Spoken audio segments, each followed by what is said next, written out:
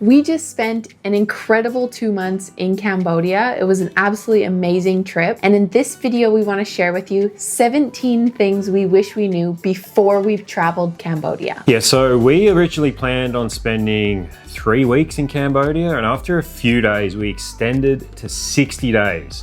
That's how much we enjoyed being there, and it's because we didn't know any of this stuff before going there. So hopefully this video helps you guys out. If you're thinking about going to Cambodia, or if you've never thought about going there at all, this might just change your mind. So the first thing that actually really excited us and pulled us into Cambodia was the fact that we could drive our own tuk-tuk around the country or across the country, and that's exactly what we did. We rented a tuk-tuk through tuktukrental.com. They source their tuk-tuks from local owners. The owners make more money from renting out their tuk-tuks than they do from driving taxis. So it actually helps the economy there. And it's just the best way to see the country. Going to temples and things, so much easier with a tuk-tuk of your own, and just an incredible experience. Lloyd did the best job driving us across the country, and we just got to see so much more than we would have if we would have just flown or just driven in a car. Yeah, guys, it's not as hard as you think. It's pretty easy to drive, and all you need is a license from your own country, like a car driver's license, and an international driving permit. If you don't have one, they'll help you get one. I don't know about you guys, but when we see content about Cambodia, it's generally like that there's a lot of scams and it's not really as safe as other places like maybe Indonesia, Vietnam, or Thailand. We did not feel that at all. We felt 100% safe for the entire time, and we were driving a tuk-tuk around with our baby. We even went into the poorest village in Siem Reap because we lost our drone, and they were so nice and so welcoming. No one tried to scam us. We never felt threatened. Especially in Siem Reap, like walking around at night just felt so safe. And we were there while there was the conflict going on with Thailand, and we still felt really safe. So the next thing would be the accommodation and restaurants. So there's so many modern accommodations and restaurants. Like our accommodation that we stayed at was great. It had a co-working space in it, an awesome gym.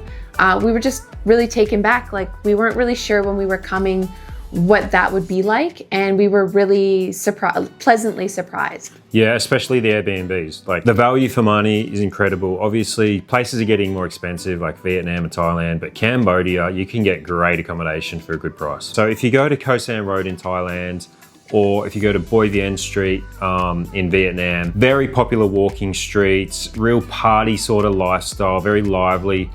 But there's like the red light sort of element to those places. We didn't find that in Cambodia at all. And that's what I was expecting to see more of than in these other countries. And there just wasn't really any, especially in Siem Reap. There's a walking street called Pub Street, which if you just go by the sound of it, you would think it's just one giant party. And it is lively, but it's all really nice restaurants. There was no like women out the front catcalling, trying to get you to come in. You guys know what I'm talking about. There was really none of that. No like massage parlors trying to get me to come in. Like if you're a guy and you've walked around Southeast Asia, you know what I'm talking about. And there just wasn't any of that. And that's something we weren't expecting at all. The food in Cambodia is absolutely incredible. The local food and the Western food. We didn't have a single bad meal, I don't think, in Cambodia.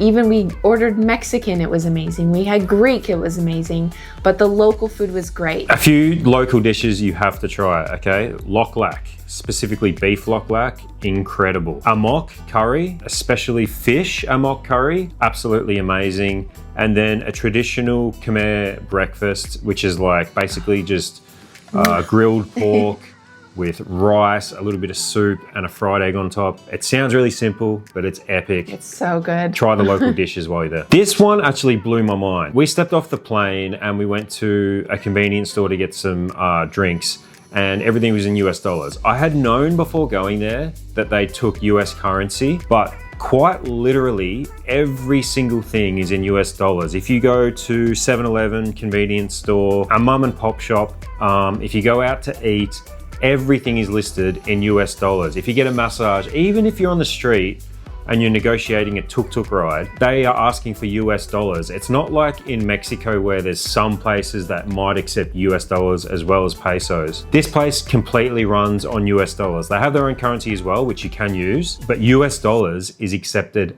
absolutely everywhere by everyone, which made our trip so incredibly easy because we already get paid in US dollars and we hold all of our currency on our Wise Travel Money card in US dollars, which meant we had no foreign transaction fees at all, and we were able to use ATMs, we were able to pay for everything using our Wise card with no fees. And this is where most travelers don't realize that they're losing money. When you use a normal bank card overseas, you're usually not getting the real exchange rate. Banks quietly add a markup to the rate. Then sometimes there's an international transaction fee and then an ATM withdrawal fee on top of that. It may not look dramatic in the moment, but over a 2 or 3 week trip, it adds up quickly. When we first started traveling, we honestly didn't think about this stuff. We just tapped our card and hoped for the best. But when you're moving between countries like Indonesia, Vietnam, Thailand, and now Cambodia, those hidden conversion costs can compound really fast. And that's why we switched to Wise.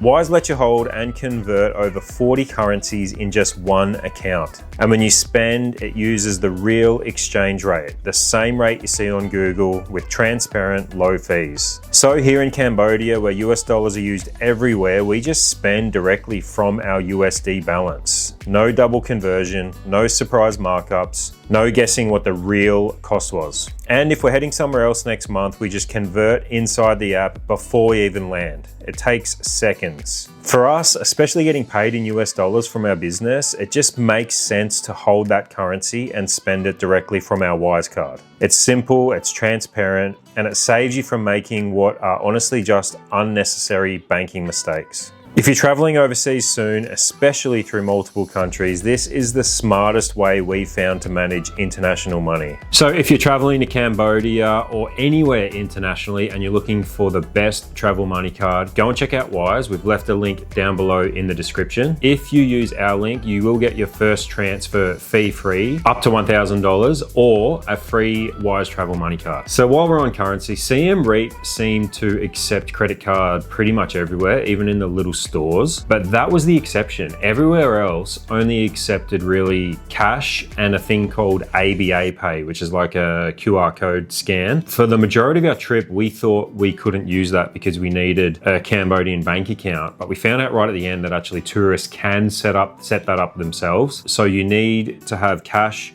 or you need to set up ABA if you're traveling like anywhere, pretty much anywhere outside of Siem Reap. We found, even in Phnom Penh, we were surprised that they didn't accept card in a lot of places. So we'll leave a link down below in the description for the ABA setup as well, because that's really helpful if you're going to be traveling to Cambodia. Okay, so the next one is that it's a very family-friendly place. I couldn't believe how welcoming and loving everyone was to our daughter Lila. Us as a traveling family, we're always trying to find places that we feel obviously comfortable bringing her and safe. And wow, how many times that we got to sit down and have a meal because people were just entertaining her and playing with her so Lloyd and I could enjoy a meal together. Like, wow, that was just such a luxury, especially because it's just the two of us and we don't often get to do that at the moment. And we felt so safe with her. So if you are a traveling family, I highly recommend Cambodia as a destination to be added to your list. So when you think of tropical holidays, especially like white sand beaches and islands, you generally think of Thailand, the Philippines, Indonesia. You don't generally think of Cambodia, but we found some of the most epic beaches in Cambodia, especially Rong, Samloem, and Koh Tak Kiev. Like, these beaches, I think, stack up against Thailand beaches, and that really surprised us. We had heard about them, but when we got there, we were blown away. First of all, how beautiful they were, but how cheap it was to go there. Yeah. And how little amount of people there were there. So if you're planning a tropical getaway, you can do it for about a third of the price in Cambodia. Yeah, and the beaches were extremely clean. I'll also say that. And some of the best food that we had the entire trip, which was affordable, was on these islands as well. So if you are someone who likes going to spas and self-care, you must try a Khmer or a Khmer massage. I would sort of compare it to a Thai massage, but it's slightly different. It works on different energy centers in the body and it's done without oil. but wow, do you feel amazing afterwards. It's like someone just did a full body work on you, and it's like $10 for 90 minutes to an hour to 90 minutes, and it is worth every penny. And oh my goodness, you just have to try it. It's a must do when you come here. I'm a big foot massage guy. I get like plantar fascia from running, and I found in other places like Thailand and Bali, when they would give me foot massages, it was kind of just like a soft foot rub. In Cambodia, every time I got a foot massage, it was a proper reflexology foot massage. So the massages there are absolutely incredible, and as Mandy said, really cheap. The Cambodian people, or the Khmer people, could not be more welcoming to tourists. They're so grateful for having tourists come to their country. I think because sometimes they're aware of the fact that there is a bit of a reputation when it comes to like the scam cities and stuff like that in the news, and tourism has actually like dropped over the last couple of years because of this. They are so nice and so welcoming. We even had a policeman say thank you for visiting our country. And all of our comments are like, thank you for coming to Cambodia. Everybody's just super welcoming. Like they literally will tell you, thank you for coming. And it's just a good feeling knowing that people actually want you there. So one of the main reasons most people come to Cambodia, and most people just come in and then leave after doing this, is going to Angkor Wat. Obviously, there's so much more to Cambodia than Angkor Wat, but it is a must see and a must visit. We went at sunrise and it was absolutely worth it. There was thousands of people at sunrise at around 5-6 a.m. It was absolutely crazy, but wow, were the views. The sunrise was just, oh, it was incredible, and it's massive. It's like a city. We drove our own tuk-tuk from temple to temple.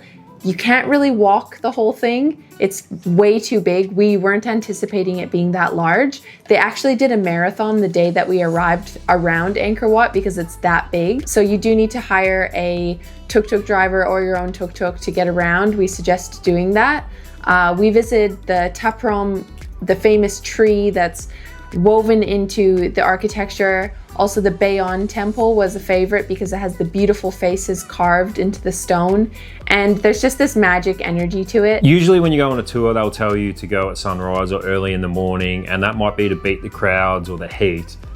There's a specific reason to go at sunrise at Angkor Wat, and that's because the way the temple is designed, the sun literally rises right over the center of the temple, and it's one of the most incredible things you ever see. So in Vietnam, Indonesia, Thailand, there's Grab, and there's obviously Grab in Cambodia too, but there's no Grab bikes. There's only Grab cars or tuk-tuks, which was kind of surprising because if you're a single traveler, getting around on a Grab bike is like super easy, especially if you're in a city. And for some reason, there's no Grab bikes in Cambodia, which kind of surprised me. I'm not really too sure why there isn't. I think it'd work really well, but there's tons of Grab tuk-tuks and tons of Grab cars. Also rickshaws as well. Yeah, and speaking of Grab, getting a Grab anywhere was actually just getting around Cambodia is incredibly easy. You can be in a remote town and get a Grab within like 2 minutes. When we were in Kampot, we were staying 10 minutes out of town on the river. Anytime we wanted to order a Grab, it was there within 5-10 minutes, even food.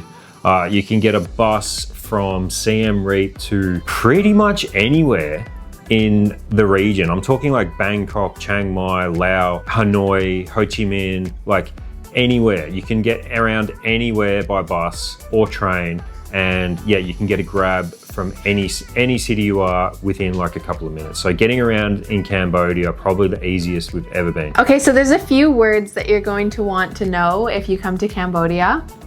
You're gonna hear the word bong a lot. Bong means friend, and it's kind of said at the end of every sentence, pretty much. Every sentence, every sentence. For the first 3 days, we were like, why does everyone keep saying bong? Like, what does this mean? Our Airbnb host had sort of briefed us on it beforehand, but we didn't fully understand. But it's kind of just like, hey, bong, like when you're addressing somebody. So you'll need to know the word bong. Also, saying hello is suste. So that's an easy one. You always want to know just at least how to address people. And thank you is akon or akon chen, which is thank you very much, I believe, or somakon. Those are more like formal way of saying it. So those three, you can kind of get by with that. there was a lot of English speaking and no one seemed to be too offended by us speaking English, but we always just tried to, you know, do our best to at least use those few words. But bong, you'll hear it a lot. Bong, it'd be like the equivalent of being in Australia and hearing mate like at the end of every sentence. It's like literally the most heard word you'll ever hear. Yeah. Oh, this one made it really, really difficult for us because we hadn't intended on drinking beers almost every night, but beer is so cheap in Cheaper Cambodia. than water. Like every single restaurant you walk past, it says happy hour and it's either 75 cents or $1 for a draft beer, but the happy hour goes all day. Yeah. So it's like, and this is in every city we went to, Siem Reap, Phnom Penh, even down on Rong, like we just couldn't escape it. And the beer's really good too. So beers are $1 max at a restaurant. And that surprised us a lot. And that obviously made it very hard to not have a couple of beers with dinner pretty much every night for 2 months. I'm not too proud of that, but it was worth it. We were drinking a lot of Angkor Draft. They were usually the cheapest, but we loved the Cambodia Black. That was our favorite dark beer. It was so good. If you're a beer fanatic like we are, try the Cambodia Black for sure. Okay, so we hope that you found this list helpful. We know we would have before we went to Cambodia, and we hope we've sold you on it because we genuinely had just an incredible couple of months and we feel really great after visiting Cambodia.